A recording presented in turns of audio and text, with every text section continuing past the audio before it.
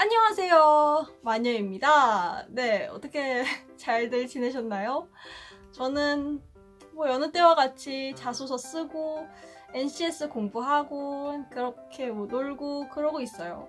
그런데 얼마 전에 제가 가장 가고 싶어 했던 드림 컴퍼니, 네, 꿈의 기업이 공채 공고가 나가지고 좀 열심히 자기소개서를 써보려고 하고 있는데요. 거기가 어디냐면 바로 한국 콘텐츠진흥원입니다. 한국 콘텐츠진흥원이 그러니까 줄여서 한콘진 또는 콘진원이라고 부르기도 하는데요. 콘진원이 조금 생소하신 분들도 있을 것 같은데 간단히 말씀드리면 콘텐츠 제작 업체를 지원하는 그런 기관이에요. 단순히 경제적인 지원뿐만 아니라 투자라든지 교육 아니면은 네트워크 이렇게 다방면으로 다 두루두루 지원하고 있는 그런 공공기관입니다. 제가 이 기관에 관심이 많았어가지고 상반기에 서류 지원을 했었는데 광탈을 했어요. 그래서 이번 기회에는 반드시 내가 여기에 들어가리라 라는 투지를 갖고 지금 자소서를 쓰고 있는데 제 지인분 한 분께서 한국 콘텐츠진흥원에 근무하고 계세요. 현직자세요. 그래서 이번에 제가 어제 그분과 인터뷰를 진행을 했고 그 내용을 이렇게 정리해 왔습니다. 사실 저만 알고 싶긴 했는데 그래도 이쪽에 관심이 있으신 분들도 있을 것 같아서 제가 이 내용을 여러분들에게 공개하려고 합니다. 그러니까 지금부터 집중해주세요. 일단 급한 게 서류니까 서류 관련한 질문을 1번으로 물어봤어요. 그래서 서류 준비를 위해서 어떤 자료들을 참고했나요? 라고 물어봤습니다. 그랬더니 일단 이분은 홈페이지를 다 털었대요. 뭐가 중요하고 뭐가 안 중요하고 이런 거 없이 세부 메뉴까지 다 보셨다고 합니다. 특히 그 중에서도 정기 간행물을 주로 보셨는데 N콘텐츠, 코카포커스, 그리고 방송 트렌드 인사이트 이거를 최근 거 두세 개를 다 읽으셨대요. 그리고 기사도 찾아봤다고 하는데요. 콘진원에서 퍼블리싱한 그런 보도자료뿐만 아니라 외부 언론에서 쓴 기사까지 훑어보셨다고 합니다. 그 다음에 거기서 전문 용어나 아니면 지금 진행하고 있는 구체적인 지원 사업 이름들이 있을 거 아니에요. 그 용어들을 자기소개서에 녹였다고 합니다. 근데 여기서 유의해야 할 점이 하나 있는 게 면접 때 이거에 대해서 자세하게 물어볼 수도 있다는 겁니다. 그래서 막 그냥 뉴스 여기저기 본 데에서 짜집기 하거나 막 애매하게 아는 용어들보다는 내가 진짜 관심 있는 분야, 자신 있게 얘기할 수 있는 분야, 이런 분야의 용어를 자기가 쓰는 게 좋을 것 같다고 말해 주셨습니다.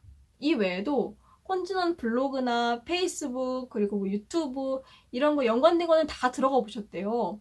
근데 여기서 한 말씀 하시더라고요. 서류는 이런 기업 분석 자료들도 중요하긴 한데 자기 자신에 대해서 잘 아는 것이 훨씬 더 중요하다고 생각한다고 말씀하시더라고요. 자기소개서는 회사보다는 이제 지원자에 대해서 묻는 거니까 자기의 능력과 에피소드를 엮어서 분석한 내용들이랑 풀어내는 게 더 중요한 것 같다라고 말씀을 하셨습니다. 그 다음 두 번째 질문. 콘진원 자소서 쓸 때 중점적으로 염두에 둔 부분이나 유의했던 부분이 있었나요? 라고 질문을 했는데요. 이분은 공공기관 관련한 업무 경험이 있으셨던 분이었어요. 그래서 이거를 살리려고 좀 노력을 많이 하셨다고 합니다. 근데 실제로 이게 합격의 메리트가 있었냐라고 한다면 그건 미지수래요. 왜냐면 이런 경험을 했던 사람들이 너무 많았던 겁니다. 그래가지고 딱 이 경험을 했다고 해서 바로 합격 이런 거는 아니었다라는 말을 건너 들었다고 합니다. 그리고 세 번째인데요. 이거는 제가 좀 개인적으로 궁금해서 드렸던 질문이었어요. 크리에이터처럼 직접 영상을 기획하고 제작한 경험이 있는데 이런 경험들이 여기 지원하는 데 있어서 강점이 될 수 있을까요? 라고 질문을 드렸습니다. 그랬더니 조금 단호하게 말씀을 하시더라고요. 콘진원 지원자들이 가장 경계해야 할 점이 이곳은 창작이나 크리에이티브한 활동을 하는 게 주가 아니다.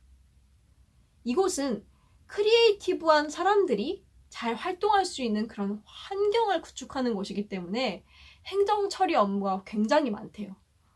그래서 단순히 저는 그쪽 관련해서 현장 경험이 있으니까 그들을 잘 이해하고 도와줄 수 있어요 라는 말은 큰 설득력을 갖지 못하는 거죠. 근데 그런 경험 자체가 문제가 되는 건 아니래요. 왜냐면 주변에 막 스태프 하다 오신 분, 뭐 디자인 하다 오신 분 굉장히 다양하다고 하더라고요. 그래서 그 경험 자체가 문제가 되는 건 아니고 그 경험을 통해서 내가 어떤 강점을 갖게 됐고 내가 그동안 이렇게 관심을 갖고 있던 콘진원의 이런 지원 사업에 이렇게 잘 접목시킬 수 있습니다 라고 풀어내는 자소서가 더 높은 점수를 받을 수 있을 거라고 말씀하시더라고요. 여기까지 서류 관련한 질문을 다 마쳤고 그 다음 NCS 질문으로 넘어갔는데요. NCS 네 번째 질문은 이겁니다. NCS 공부는 어떻게 하셨나요? 그리고 실제 시험 난이도는 어떠했나요? 라고 질문을 드렸어요. 그랬더니 이렇게 답변을 주시더라고요. 지금도 아마 그럴 텐데 나 때는 서류 합격한 다음에 NCS 시험까지 일주일밖에 기간이 없었다. 그래서 서류에 붙자마자 부랴부랴 교재를 사러 갔고 콘진원 전용 NCS 교재가 없었기 때문에 지금도 없죠. 일단 해커스 NCS 기본서를 사서 풀었다. 그런데 이분이 그런 게 있어요. 인적성을 9월 말부터 꾸준히 공부를 하시긴 했대요. 4기업도 준비를 하시고 있던 상황이어가지고 그래서 매일 한 2, 3회 정도 인적성 풀면서 뭐 빨리 푸는 스킬 이런 것들은 꾸준히 이렇게 쌓아오고 계시던 분이에요. 그래서 기본기는 있었던 거죠. 그리고 서류나 인적성 때 스터디는 따로 하지 않았다고 합니다. 실제 시험장에 가서 시험지를 딱 펼치는 순간 오늘 좋은 경험하고 가겠네 라고 생각하셨다고 해요. 왜냐면 자기가 공부했던 해커스와 닮은 유형이 반도 안 됐고 처음 보는 유형이 굉장히 많았대요. 의사소통 같은 거는 그냥 풀면 되는데 뭐 문제 해결이나 자원 관리 이쪽에서 좀 처음 보는 문제들이 많았다. 그래서 난이도는 중에 가까운 중상 정도였다라고 말씀을 하시더라고요. 그 다음에 NCS에서 가장 우리가 궁금해하는 거 오답 감점 있나요? 라고 여쭤봤어요. 오답 감점이 있는지 여쭤봤더니 나 때는 손들고 질문을 했을 때 감독관이 오답 감점이 없다고 알려주셨다고 합니다. 그래서 모르는 거는 다 찍었다고 해요. 그래서 만약에 지금은 어떤지 잘 모르겠는데 이번에 NCS 시험을 보러 가게 되면 시험 시작하기 전에 감독관께 먼저 여쭤봐라 라고 말씀을 주셨습니다.